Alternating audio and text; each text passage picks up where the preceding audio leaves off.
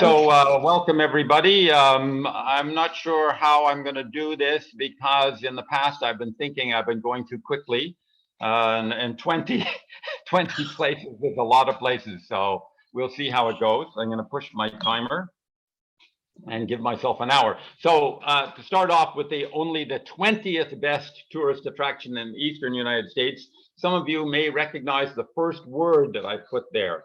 There were two very famous tele-evangelists, Tammy and Jim Baker, and they built this tourist resort, Christian tourist resort, which was, according to the internet, the third most popular tourist resort in the United States at one time. Well, now it's been deteriorating for 20 years. And this is the type of thing that we love to go and see. What's happened to these places when they've been abandoned or semi-abandoned?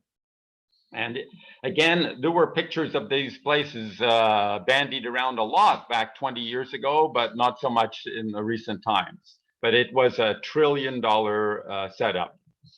And this is the apartment building that they built there. I think condo. They wanted religious people to actually live on their site, and now it's completely abandoned. And it's a magnificent structure, and it's very amusing to us that this gigantic place would be completely moribund. And I read on the internet just the other day that they're going to try and convert it to condos or something like that, but it's been 20 years with completed, but nobody around. And there are many other buildings on the site. There's one, I always like to get my Cadillac in the pictures. And I'd heard of this guy. I think he was also a somewhat famous American evangelist of one nature or another. But the place has not been totally abandoned. It's been taken over by another religious group. And if you look right in the middle of that picture, you'll see a swimming pool. And we thought, what on earth would they want a swimming pool there for? And our guess is that my wife is just about to get baptized. And we're pretty sure that that's what they use it for. But the real attraction there is the inside. And it's as ornate as it was designed by the Bakers 20 or 25 years ago. And here's the really interesting part. They've got this fake sky. I think that's also been seen in Las Vegas, but this is the interior of the building. Okay, where am I? Here we are. And there's, of course, we were very cautious when we were there because we were, no question, we were interlopers. This is some type of a Christian organization that had taken over, and they were having their meetings and so on. And if somebody came up to us and asked us for our religious qualifications, I don't think we would do very well. So we were kind of sneaking around, trying to take pictures without being noticed. But this, as we left, this was what I thought was really, really funny. They must bring in people from different parts of the country, and maybe they're shy, so they give them suggestions as to when we put you at a table with somebody else, here's what you can do to start off the conversation. I thought it was pretty funny. Okay, next one is another one that we stumbled upon. We were just in the area in North Carolina. We'd never heard of this, so we thought we'd go and take a look at it. A fossil museum. And this is, oh yeah, from time to time, these are pictures from our actual book that we made up. But here are the main attraction at this fossil museum, or at least one of the main attractions, was that it was kind of like a playground, and you could go and look for your own fossils. And of course, like many places, they have rules. And my wife was so happy, she thought she'd found a fossil, trying to compare it to the 100 different types of fossils that they say you could find in that spot. And I think most of I don't know, I mean, it's far from the sea, but maybe one time it was under the sea because sharks seem to feature prominently. And there's 3 sharks.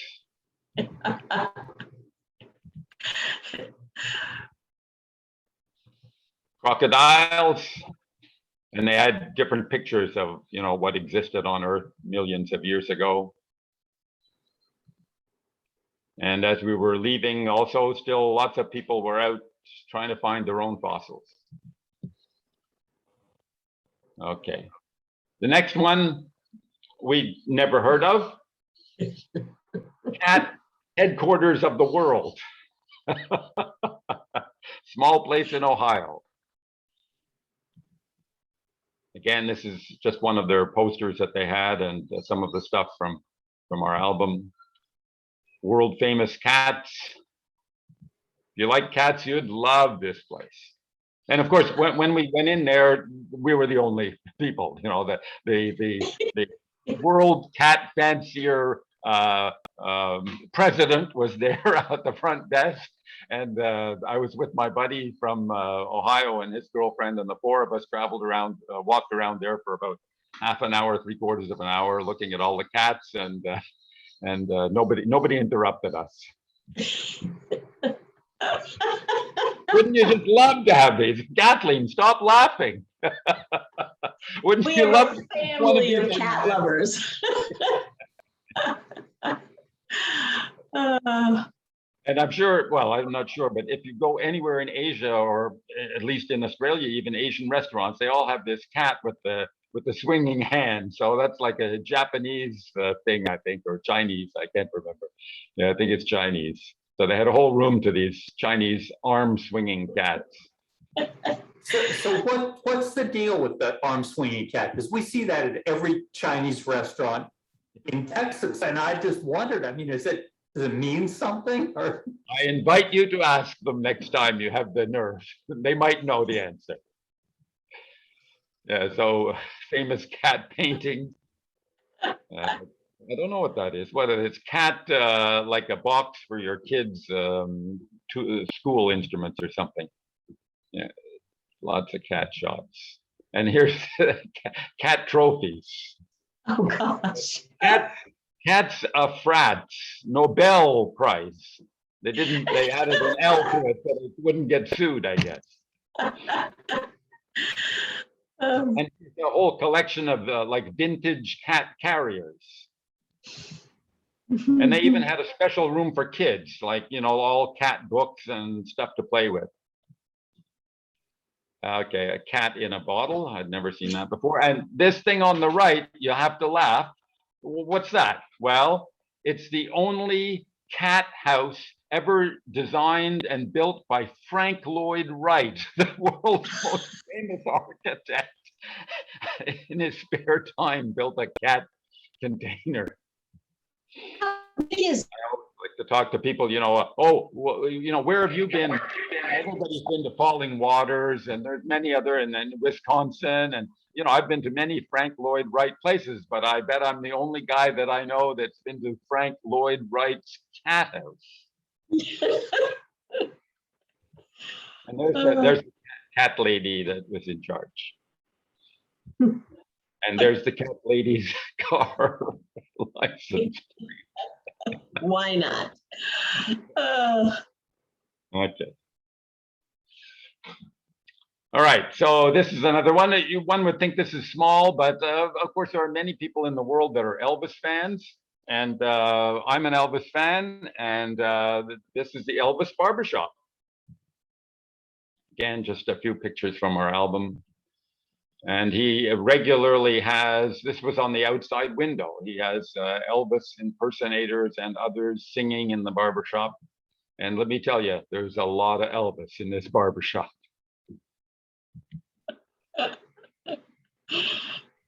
And Elvis on TV. And I always look for Elvis pictures that I haven't seen before. You know, there's so much stuff available, but I'd never seen that picture. Obviously late in his life, he's quite chubby on a Harley, probably driving through downtown Memphis would be my guess. And there's the back of the barbershop, and there's two kings. Do you have to get a Elvis haircut style? An Elvis, no, you don't. In fact, I have a picture of one guy getting a haircut, and I don't think he could get an Elvis haircut. You know, Yeah, there's the guy. There's the guy getting the haircut. So I don't think he can turn that into an Elvis haircut, especially with the beard. um, One of the phenomena around the United States that everybody else knows about it, but one time I got an explanation. Apparently, there's some kind of program in the United States, some kind of funding that makes all these tiny little museums economically feasible. One guy told me about that when I was in one of these crazy little museums that you would never think exist. And this is another one of these, the Belhaven Memorial Museum in Belhaven, North Carolina. And it's, I mean, some people know Belhaven. I didn't know, but I found it on Roadside America, of course. And this is the mural on the wall outside. I mean, this is what we love about the US, you know, it doesn't matter where you are, some little nondescript town you never heard of, and it's unbelievably fascinating. A button map. And in the internet, it says that this is, you know, just, I mean, every town in the United States has this stuff, you know, like here's what the farmers had, you know, 100 years ago in our town and stuff like that. But this one was all one person. And there are some very interesting things that you can't see hardly anywhere else. This cup on the right, I'd never seen before. I think it's especially for if you have a mustache and you don't want to get any of your foamy milk on the mustache. And I don't know what that is. Rats with their hair. Escapees from the cat museum. I don't think, well, maybe they're very small. They're very small. And this is a two-headed cow, embryo or stillborn. I'm not sure. And the guy, even on the internet, it said, watch out for the guy. He's extremely lonely. and sure enough, he followed us around, you know, like I'm sure it was not because he thought we were going to shoplift something. I'm sure it was because, you know, actual humans came into my museum today. Oh gosh, I've got to talk to them. You know? So we had to, I'm very good at leaving my wife with that talking requirement and buggering off myself to do what I want to do. Yeah, so this is the proprietor. And here is the Ne Plus Ultra. I think the only museum you can go and see fully dressed fleas. I think they were dancing or something. I don't know. To be honest, I took the magnifying glass. I tried it with my glasses on, with my glasses off. I couldn't really see the fleas, but I told them it was very nice.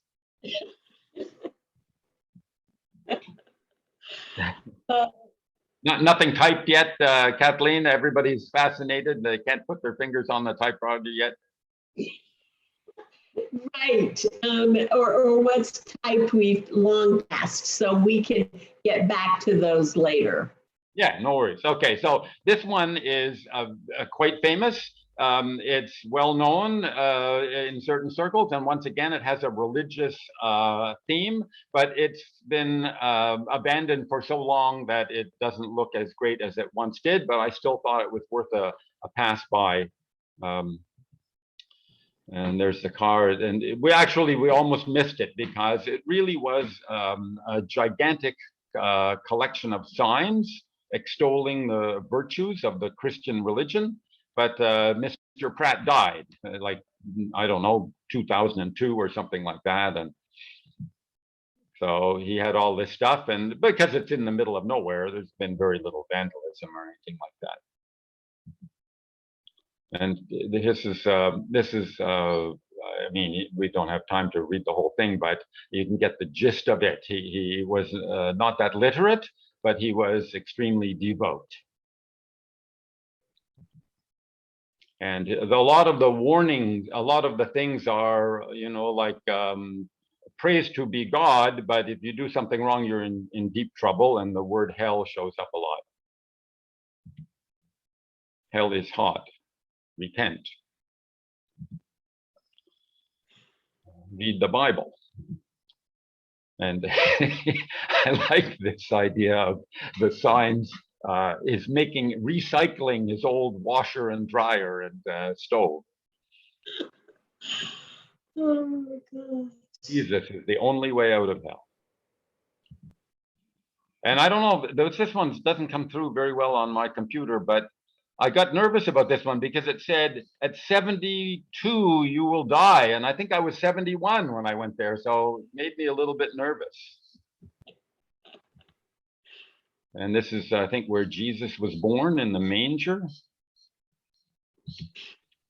How much land did that place take up? It was very hard to tell. There was nothing else around. We parked on one side of the road and went across the road, and it's mostly trees, so it would be hard to tell. It was a very treed lot, and all of those things were right next to the road part of it. And you were the only ones there. Yeah, of course. Yeah, of course. This one we didn't even go into. This is we found by accident when we spent a week or so, tootling around Massachusetts, Connecticut, Rhode Island, those states, and this was a museum in this small town of North Adams, which turned out to have a number of attractions. And this was an old, what did they make? Clothing in that area of Massachusetts, and it had been abandoned and turned into a museum. And it's quite fantastic, even though we didn't go inside. We just did the walk around. Florence, one of our members, said she's been there. Yeah, it's quite well promoted in that area, no question. We couldn't figure out what these things were. You could make your own guess.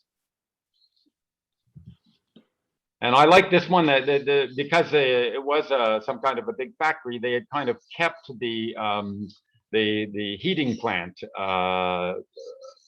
as part of the museum. That's particularly poignant to me because this type of piping was what I had to do in my last year of engineering. One of our assignments was to design one of these heating plants, and so it brought back a lot of memories for me.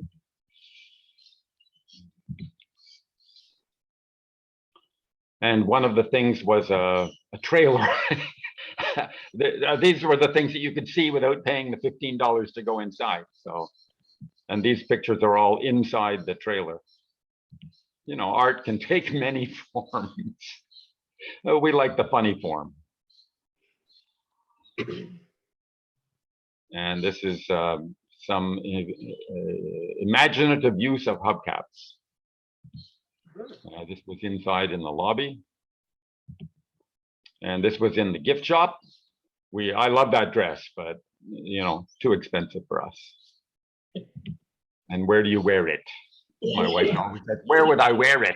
Yes, it looks neat, Ronnie, but where would I wear it? And I'm not sure what that is. They're selling something to put on your head. I don't know. What is it, a wolf? I don't know. This is the thing. I thought this was the ne plus ultra, Everybody in their mind thinks, okay, what about doing something crazy? What can I do crazy? Okay, what about a plant? What about a tree? Will it grow upside down? So that's what they did. This is their experiment. They put a tree in a pot and had some way of holding it in there and hung it up in the air. And of course, you can see the tree refuses to grow upside down. It only grows upside down for this first foot. Then it turns around and grows the way it wants to.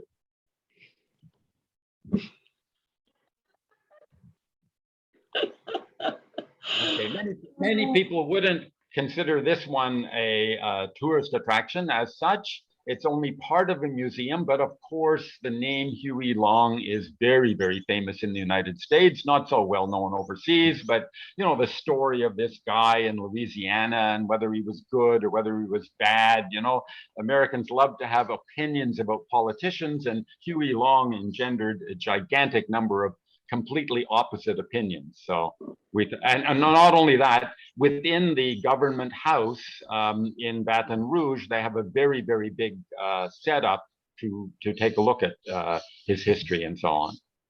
And of course, whenever I see some kind of a tourist souvenir that I don't think anybody else I'm ever going to meet is going to have, I have to buy it. So I bought a Huey Long bobblehead doll. as well as the Huey Long advertising poster. And this is inside of that. Some of you, well, of course, the Parliament, it's not Parliament building, State House or whatever they call it, in Louisiana was all designed after I think it was the Empire State Building. It's supposed to be like a 1/2 replica of the Empire State Building. So this is inside. And there's a couple of shots. My wife always says, don't show so many pictures of me, but she's not here today, so I won't get in trouble. I always like to put my hat on different people. Yeah, so there was many, because he was such a famous governor, there were many pictures of him. And I had this kind of like animatronic statue of him making speeches. And souvenir things. I really like this. This is on the screen. Of course, you probably all know that he was assassinated, and there's a lot of questions. Many people think that the guy that shot him actually didn't shoot him. The guy pulled out a gun, and the 10 Secret Service guys next to him all fired at the guy, and one of them missed and hit Huey. That's the rumor. Okay? So, but this is like on the screen, but then every few seconds, coming across the screen is this black thing of a machine gun. I don't think there were any machine guns involved in the actual event, but anyways, I thought that was a good technical trick. And the questions remain: who shot Huey Long? And there's the pistol that was found in control of the guy who he was shot too. Of course, you know, whether the guards shot Huey as well as this guy is not too clear, but they definitely shot this guy. And they have examples of his speeches. And again, some of you might know that I think it was his brother, an Earl Long, another guy, and not famous for lack of corruption, was also governor later on. Some of his, what would you call it, promotion. Give the people a governor. And then there's, yeah, Earl Young. I guess that was the other governor. And there's the bullet, supposedly, that's supposedly the bullet hole in the marble. Well, the bullet that hit him, missed him, I don't know. Anyways, we found the bullet hole. And then afterwards, just by complete fortuitous luck, there was a big demonstration going on. I think that Louisiana had just passed some law that had been interpreted by the women's organization as trying to impinge their rights for abortion, which of course is a big topic in the United States. And so we said, oh, well, let's watch this. So the funniest part for us was that they had all these people there. They had the TV cameras, and they were, you know, giving a big speech. And how many people were watching it? Two people from Australia. There was nobody else other than the TV camera and a few of the technical people in front, and one reporter. But they never show that. You know, they do that here too on TV. They have big demonstrations. They see demonstrations. They don't show the crowd because there's no crowd.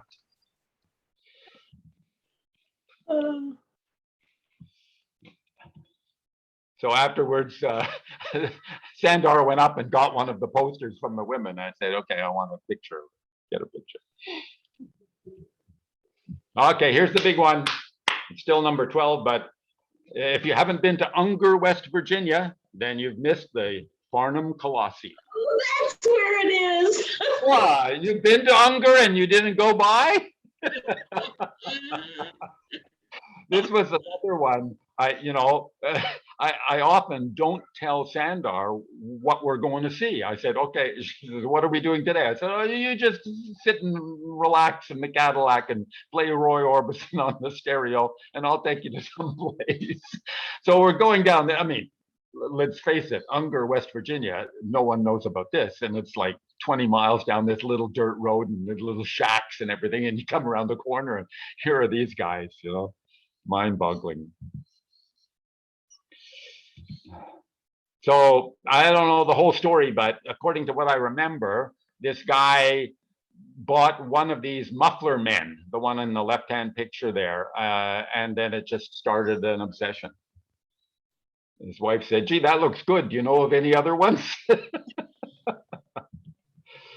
So he's got what's that? The Paul Bunyan. Wow, they're enormous. Yeah, yeah, they're very big, and other things too. I guess once he decided he had some fiberglass statues, he said, "If there's any more fiberglass statues available, I'll get them up." The Simpsons on the railway. I don't know. Is somebody throwing this out? I don't know. From looking at the property, it did not look to me like the guy was particularly rich. So I have a suspicion that he got these things at a very good price. If he parked them away, he could have them. Yeah, exactly. Exactly.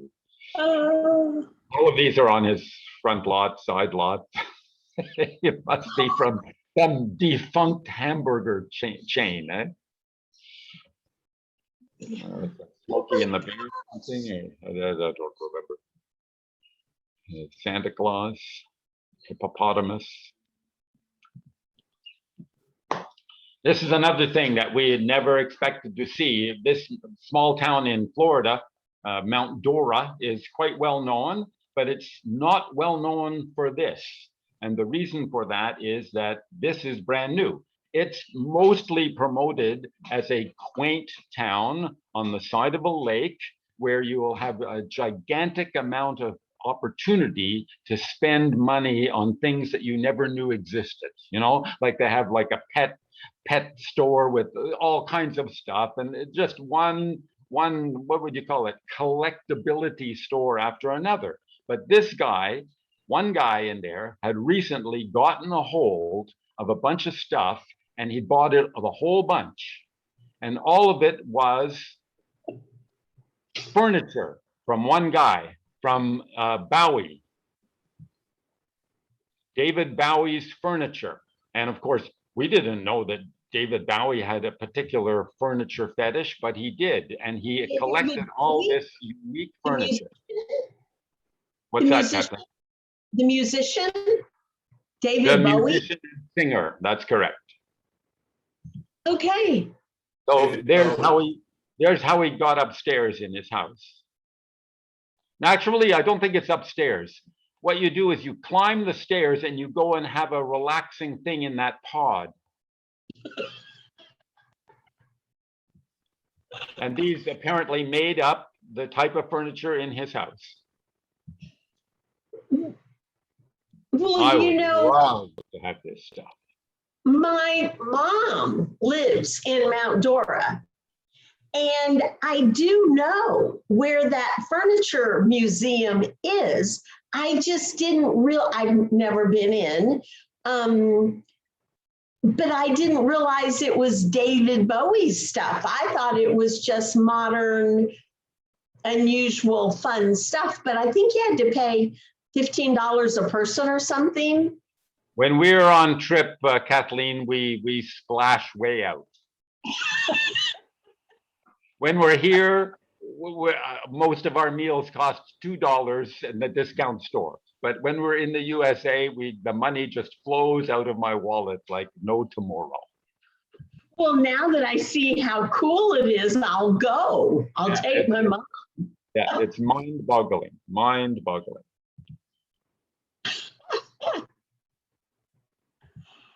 There's another staircase. Staircase to This heaven. was their meeting room, their conference room. And this picture here is of the guys who designed and built most of that furniture. If I remember correctly, they were from Spain.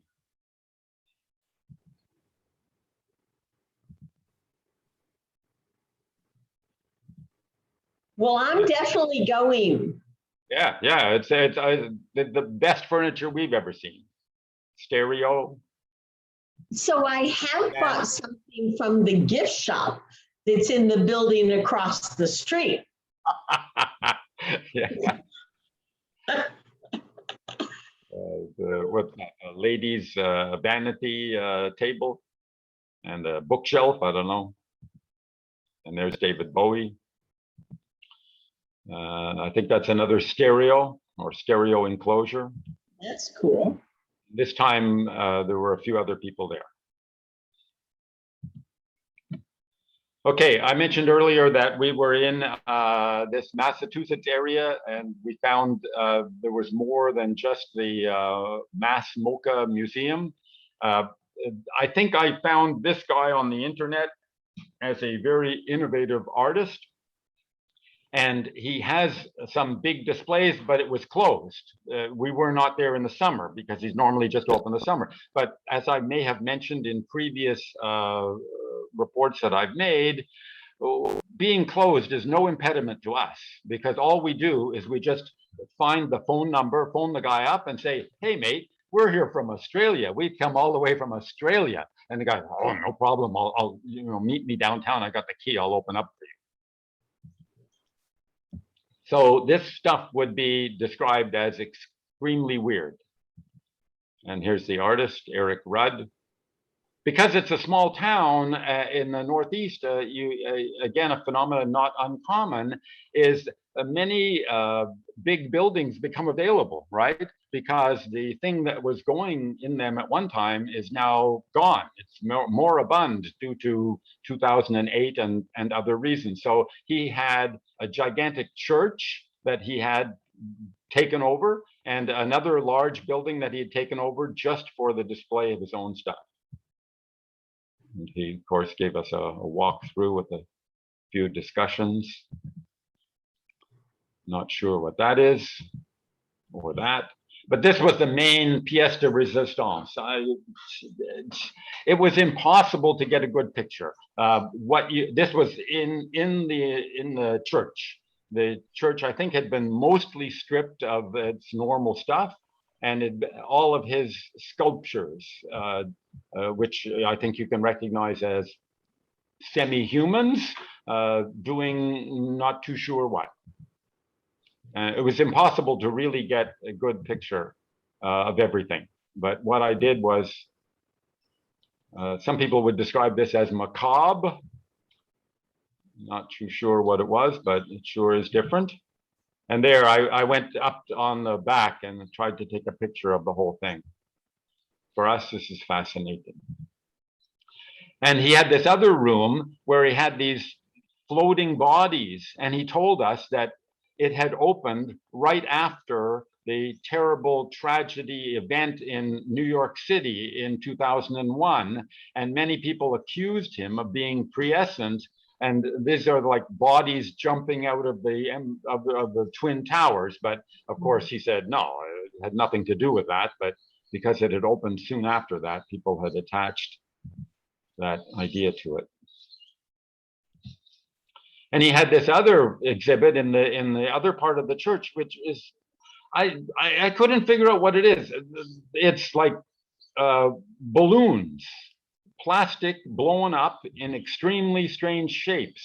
They were much more impressive when you were there because you could see them and walk around them. Hard to really show them in the picture.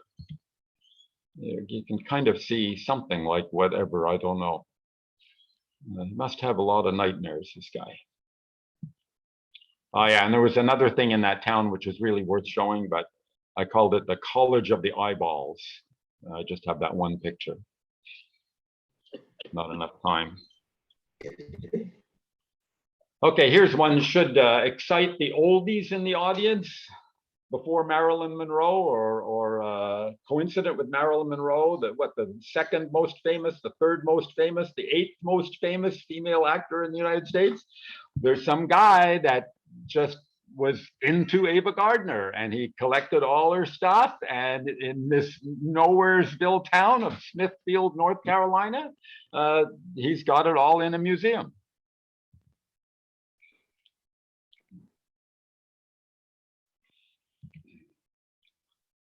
Blow up of when she was on, oh, that's, I guess, when she died, 1990, on People magazine. Some pictures of her posing and being drawn. That guy, I think, is a famous author, did many painter, many covers for American magazines. I can't remember. So the whole gamut of her life and career. And one of the pictures that I really liked was this one. This is Ava Gardner and her sister. And when I looked at that picture, I said, boy, you can really see why only one of the Gardner sisters became a world famous beauty. And of course, you'll recognize her first husband. And in her latter years, I think after she had more or less retired from movies, she lived in London. Paintings, books, her handbags, Gucci bag, Dior, fashions. Several of her movies were showing on TV and shots from famous films with famous actors. This is really, really, to me, this was a great museum, really good. Okay, another one. Where are we? Number 8. Oh, 24 minutes. How many did I say? Oh yeah, I might get down to the best ones. Might have to go a little fast. This was something I knew about. I'd heard about it on the internet, but we actually kind of semi-stumbled on it, and I didn't know whether it would be like the other one that I showed earlier, where this guy had done this stuff and then he died and abandoned. This guy, Finster, also died, but the small town that he lived in realized that they could make a real ongoing tourist attraction out of his stuff. So it was well maintained, it was restored, and they had a lady there, and you paid a few dollars to get in and so on. It was really, really a good attraction. So this Reverend Howard Finster, was what's called a folk artist, and a very prolific one. There's the sign to the entrance. Premier folk artist. Out of print. What's that say? $55? Yeah, $55. Wow. Don't know how many people were doing this. But many of his paintings were like the one. No, you haven't seen that one. It involved a lot of words, and many of the words are related to his interest in God, Jesus, and the Christian religion. And to my great pleasure, Harold drove a Cadillac. And a Cadillac with, I don't know who's on the back there. Needs to be touched up. So I think a lot of the stuff that he did, you have to really do, you have to do the thinking, you have to do the reading and say, oh, well, what's that? Why is that? Well, I'm sure there's a reason for it. Not sure about that one on the side of the car. And I think it's possible that his knowledge of English grammar wasn't top notch, but it doesn't seem to take away from the idea. So this is his interpretation of the American stars and bars. Again, in a way, it's a little bit like that place in California with the mountain, A lot of construction.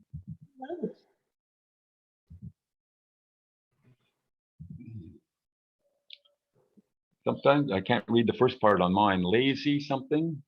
It's like the devil's workshop. When he offers you his best, first you find his worst, last yourself too late. I think the 2 needs another 0.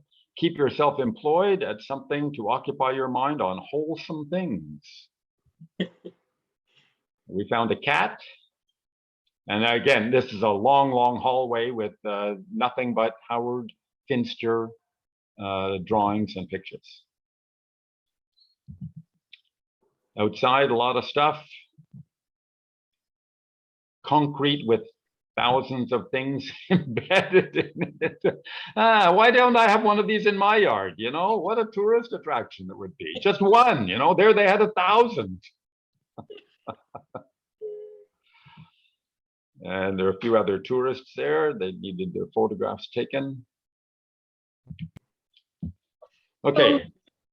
Yep. Ron, was Yep. that all self-guided or were there docents at Finster's? Self-guided tour. Okay. You could spend 3 hours there or more. I mean, if you want to read everything, I mean, you'd be there all day. So this is nothing but a store, but boy, what a store. I loved it.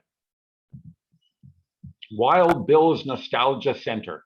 And if you look in the background, you can see something very funny with cars. And there's his entrance.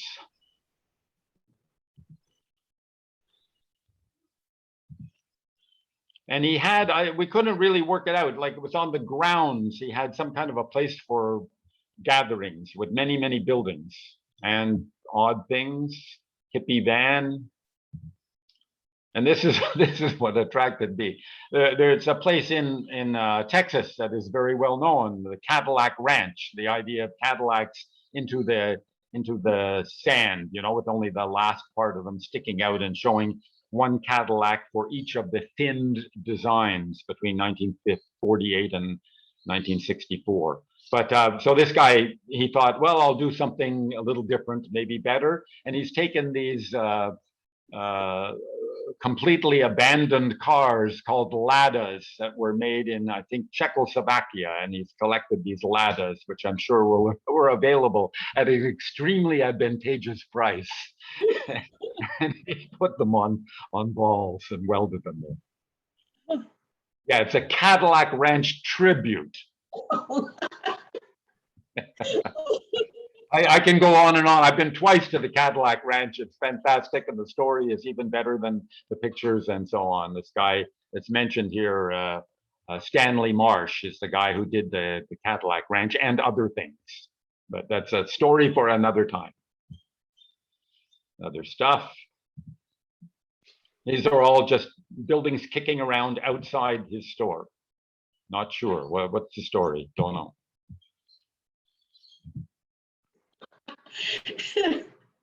Don't know. So this is the entrance to the store. And I think this has one of these posters here. I think this poster here is something about, I bet you never heard of this place, but you'll tell all your friends to come. And inside, of course, you can imagine no normal stuff for sale.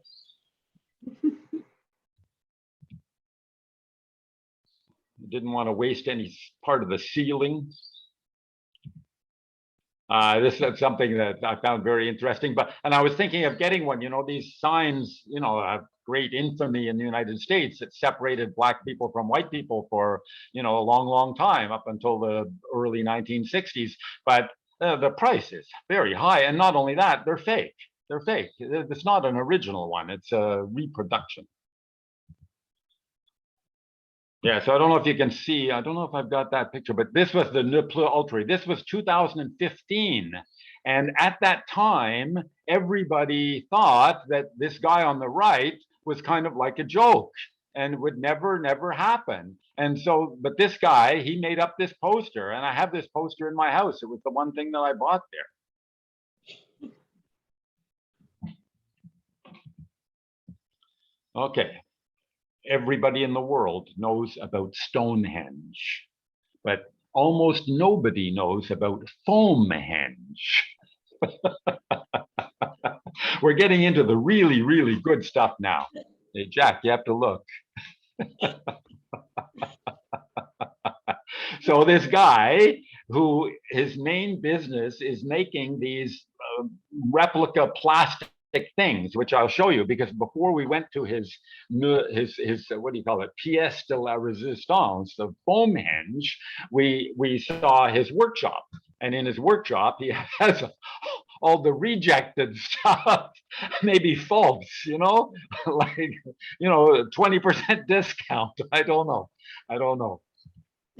These are all sitting around the outside of his workshop. Praying, world's biggest praying mantis. Oh gosh.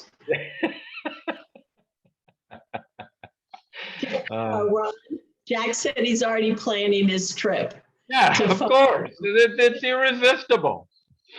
You can go look back on it after the recording and just get all the names of the towns. Yeah, so there's some workmen working on some kind of statue. And I'm not sure what the one on the left is. I think what is that? Is that from a cartoon? I don't know. But the one on the right, of course, it's the Godzilla taking the airplane away from the Empire State Building, you know? So anyways, I finally got a chance to go to Foamhenge, and I have to tell you, this is another one of these unbelievably fantastic attractions. And Sandar couldn't even leave the car. She said, no, I have seen enough for today, but I really wanted to see this. So this guy on a hill that built, maybe a mile or two from his workshop, he built this exact replica of Stonehenge out of foam. And he's got some stories there about why he built it. And here's some pictures. I think it was in a famous cartoon or something. Zippy the Pinhead. I don't know about that. Maybe you know. And then he's got a warning here on the right, like don't wreck it, and on the left here, he's got something about the theory of actual Stonehenge, of why it was made. And of course, no theory for his. He just wanted to do something stupid. And there's some pictures. There was nobody else there. So it was on the top of the hill. So I had to balance my camera up on one of the pieces of foam to get any pictures. Yeah, Foamhenge. Much cheaper than going to England. And in England, you can't even get to it anymore. It's got a fence around it. Yeah, you just need to get to Virginia. Yeah, and you get much better pictures. Oh gosh. Yeah, Why amazing. not? America the Beautiful.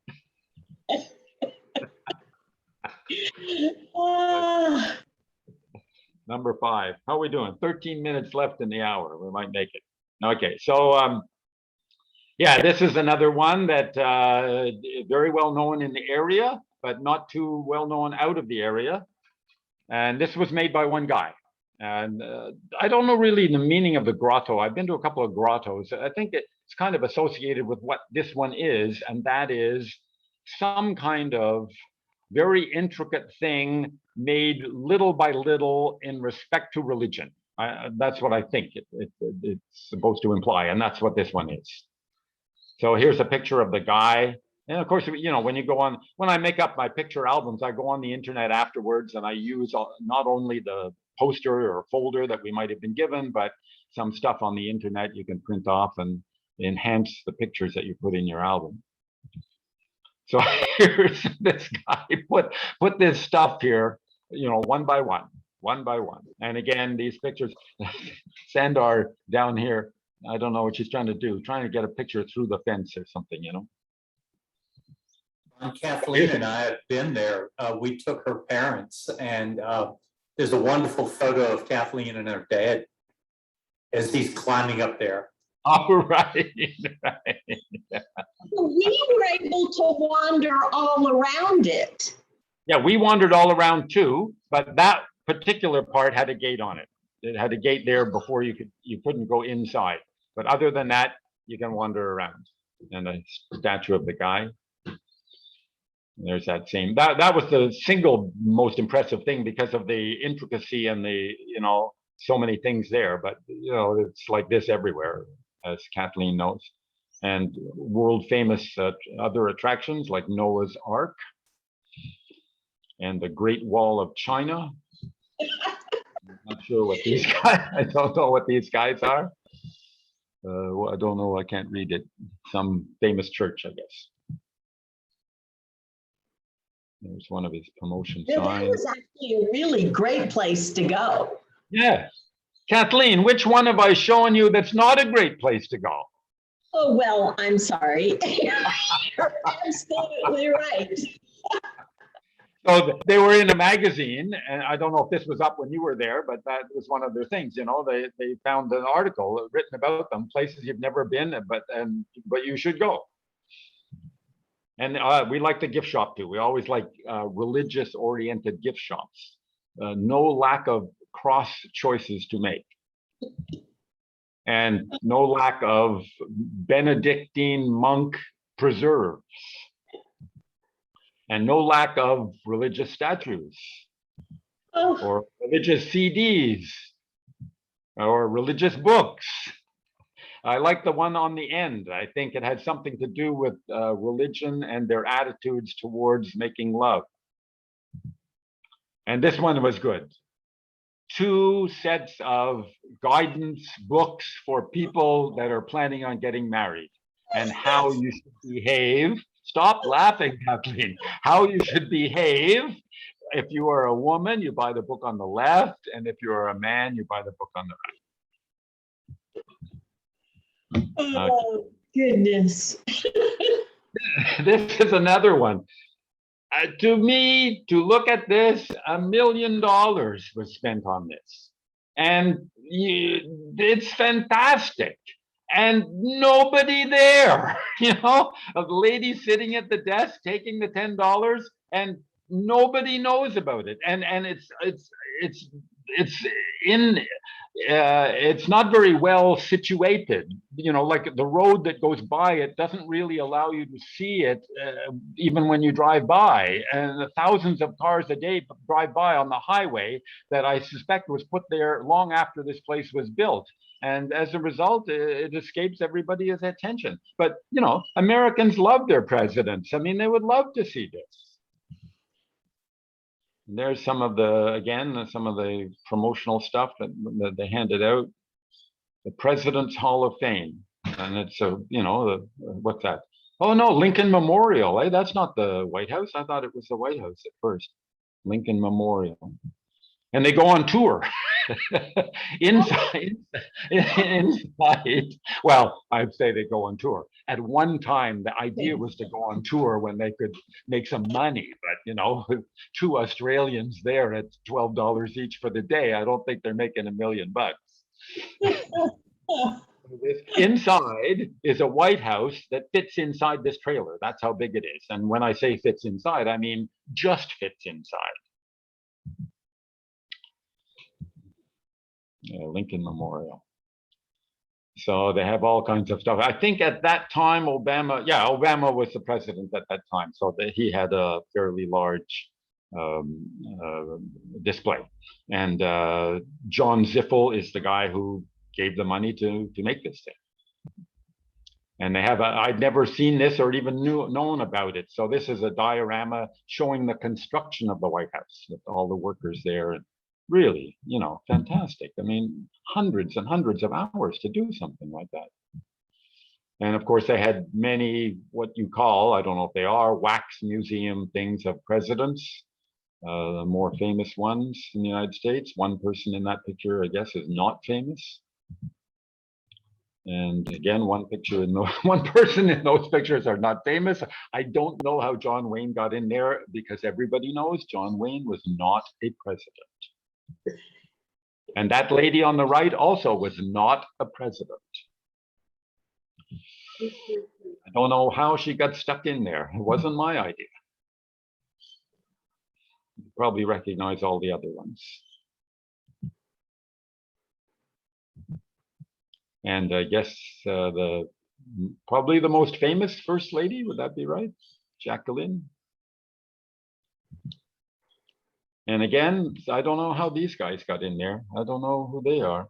But that guy on the right there, well, either of the guys on the right, I don't think either of them would be president.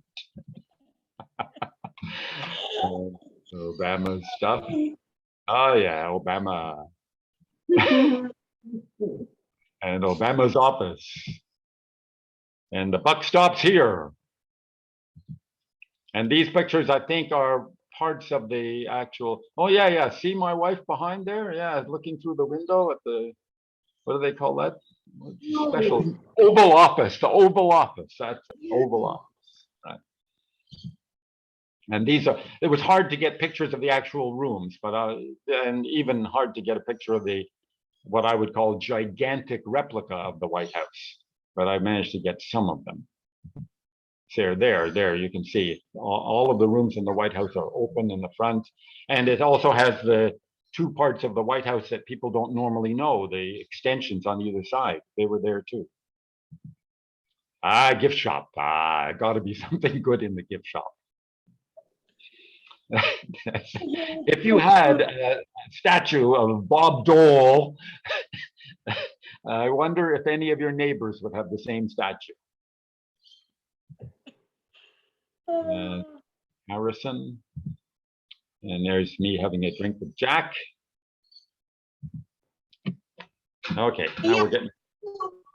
How did they let you like sit there? It's a tourist attraction. You can do anything. There was nobody around.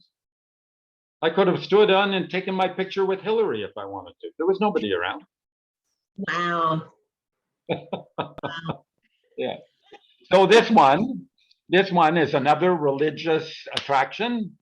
And actually the attraction was quite good, but it was something that was kind of like on the side of the attraction that really, really got me excited.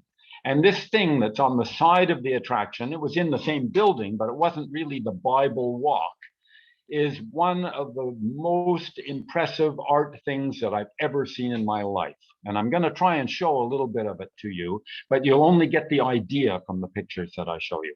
But anyways, let's go back to what the Bible Walk is.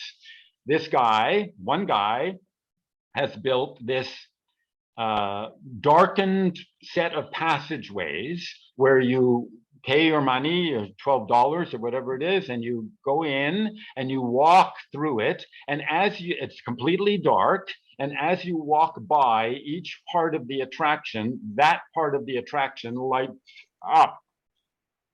And the lights show you his representation of a famous story in the Bible.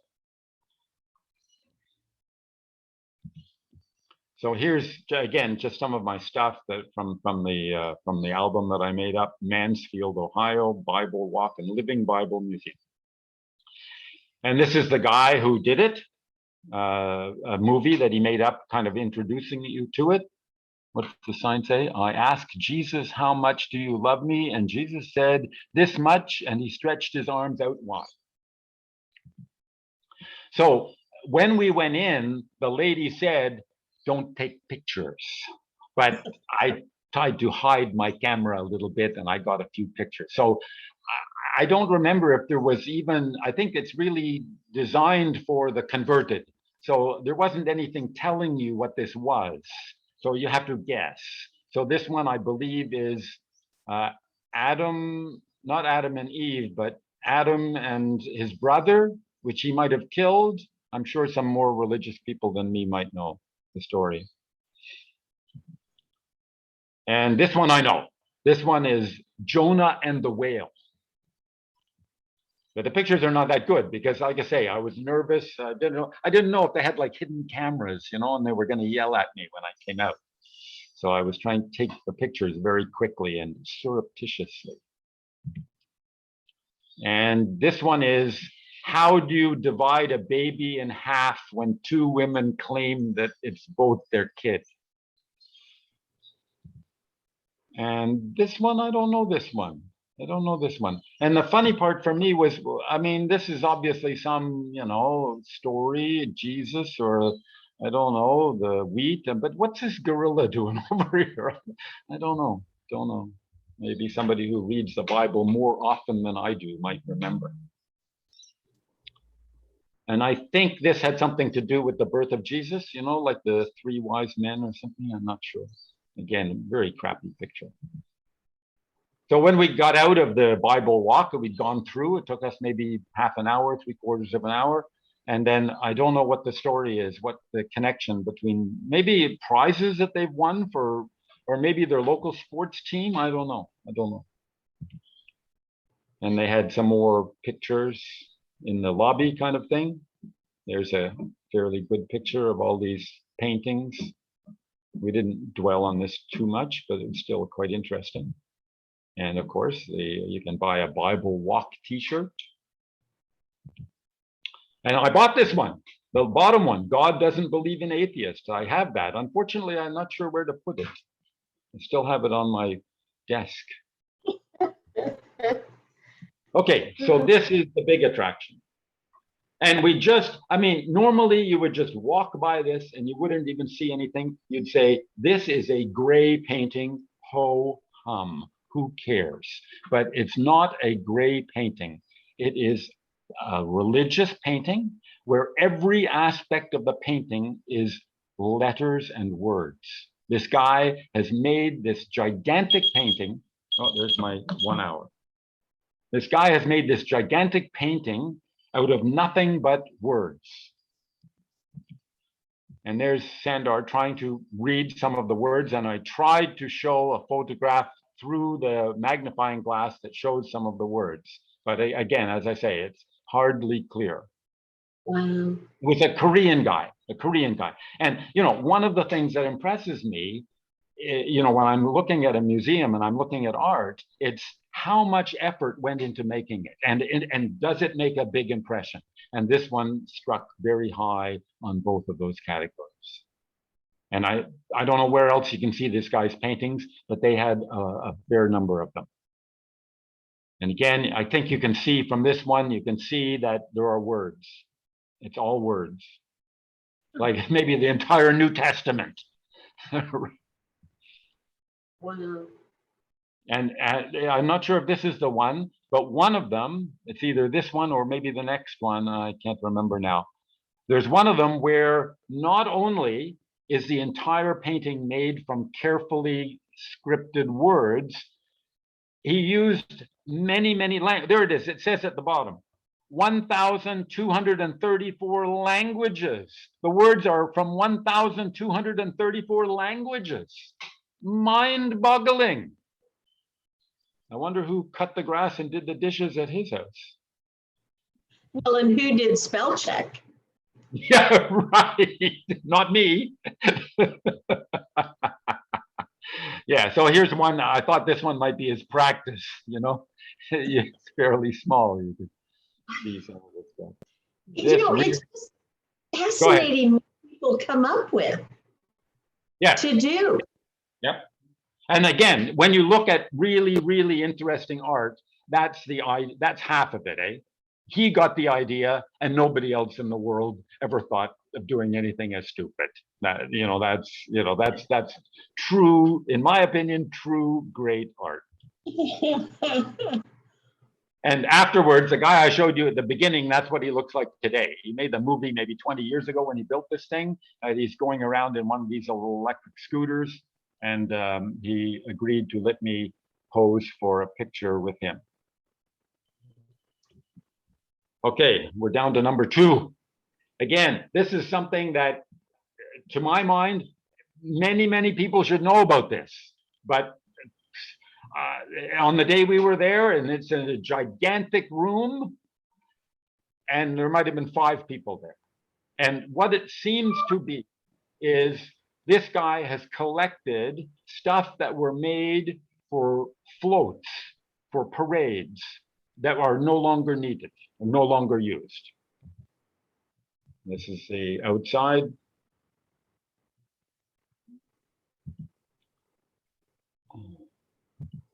And this is the world's biggest car. I think it's made out of flowers or something like that. 35 feet long Mercedes-Benz replica.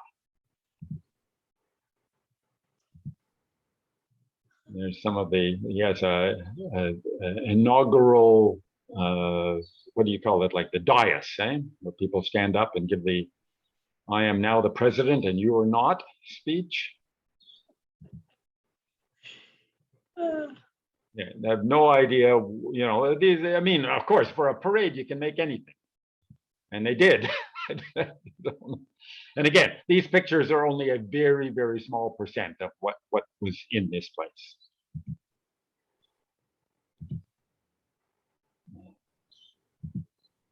World's biggest motorcycle. Other things. Some kind of antique room or something. Again, I'm not sure. Okay, number 1. You know about this one. You know about this one. Everybody knows about this one. Nobody's gone. We went not expecting much, but because I'd heard about this place for like 50 years. Everybody knows about Weeki Wachee in Florida. The thing that is so fantastic is to actually watch these people doing the swimming that they do is unbelievable. These people show up in the pool, and I think I even have a picture of the top of the pool, with no accoutrements. They have no mask, they have no weights, at least no visible weights, and yet the mermaids go between 10 feet below the water, and on one occasion they went down 200 feet of free diving. Now, the way that they can do a show is with auxiliary air through hoses, and that's very clear when you were watching the show. I think I might have the first picture. There's the outside, and there's me buying my ticket. They have a manatee. Manatees are big. We were there twice. One time at Christmas time, and we were lucky. We were able to get our Christmas picture. This is some of the blurb about Weeki Wachee. Some pictures of the mermaids. They greet you when you come in, say hi and so on. These are idealized pictures. Of course, this is not a real photograph of how they do it.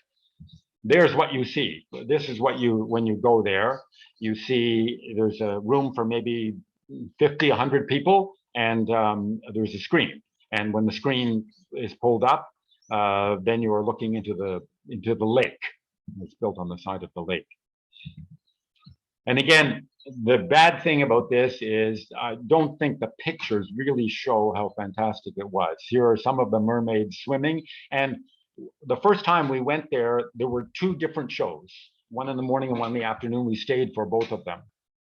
And one of them is a story about the mermaid and something about her meeting her prince under the water.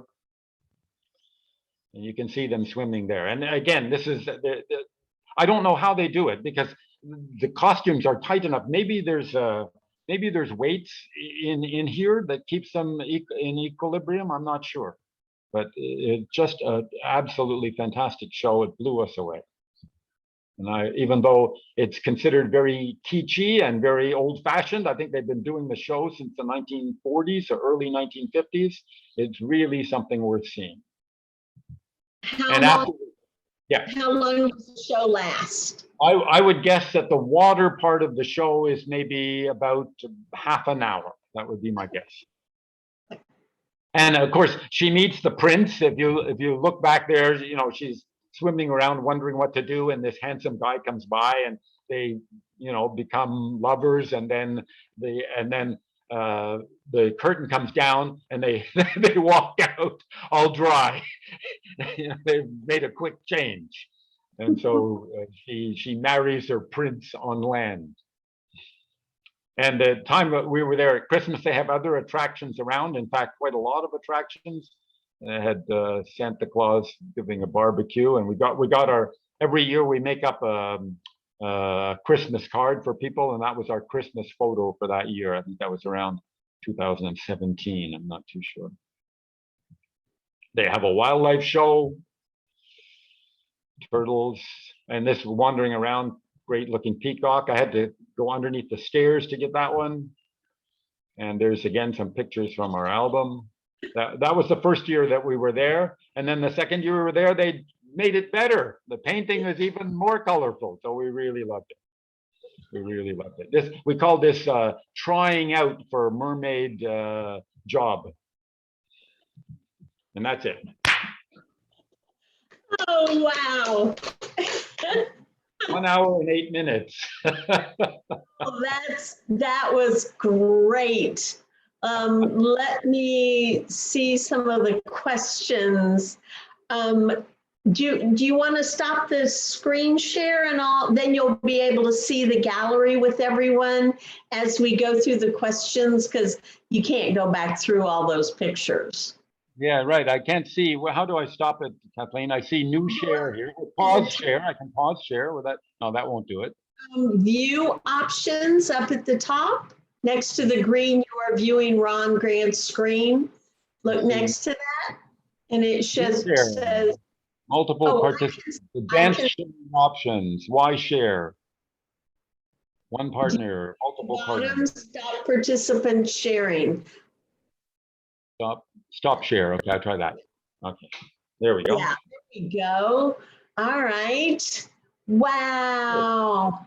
Well, with the number of those in Florida, I'll be taking another trip over there soon. Right. Yeah, Visit good my plan.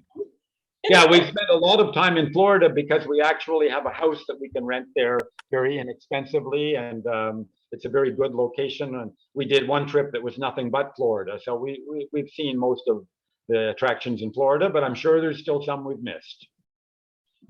Let's see. Oh, and Sandra said there are 3 spelling mistakes in the Declaration of Independence. And that was when we were talking about the artist that had made the painting, the art out of words.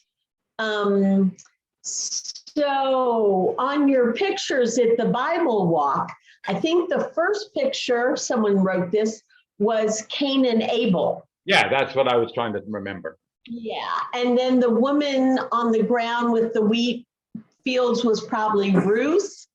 Oh, yeah, I've heard the name Ruth. I don't know the story as well as some people who study the Bible more than me would know. Let's see. Oh, Yeah, that was Ruth and Naomi. right. Okay. Oh, I did let Florence know that she's going to go during this coming winter to one of Mount Dora's festivals. So I told her we need to talk before she goes. Right. So listen, if I can interject here, I would really like to get some feedback from people. So if you can send any messages or whatever through Kathleen, I'm sure they'll pass along to me. As I've told her, I'm a bit fatigued at these shows. They do take a lot of time to kind of put together, and I'm not planning another one at the moment.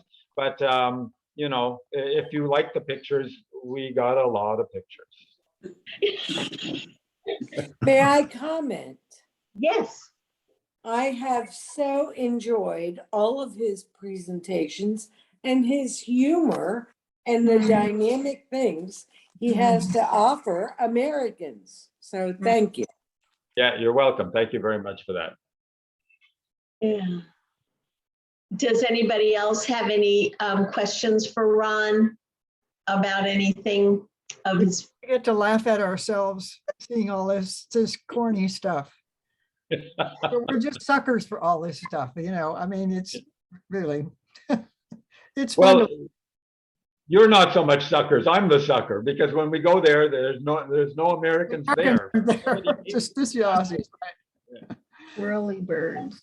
France or Spain have things like No, I'm not. the huge people in their bathing suits or the Midas muffler guy. Do those other countries have things like that? No country I've been to, no. No? Well, I mean, you saw the stuff in Thailand, but you know, it's all on one theme. It's not very much private people. You know, it's more a local group that expands on the minimum for a wat or a temple. But no, Americans are the ones that. I mean, I tell people this all the time because there's a lot of people that I meet in America and people in other parts of the world. They kind of believe that there's some similarity between Americans and Australians, and there's no similarity at all. Americans just can't stand being anything other than an individual, and Australians can't stand being anything other than exactly the same as all the other people around them. So these are gigantic differences between the countries. And when I show these pictures to Australians, they say, "Oh gosh, I wouldn't like that." You know, "Oh, that's not very good." You know. So for us, it is the gigantic difference in the personality of the average guy in the two countries that makes America so interesting to us.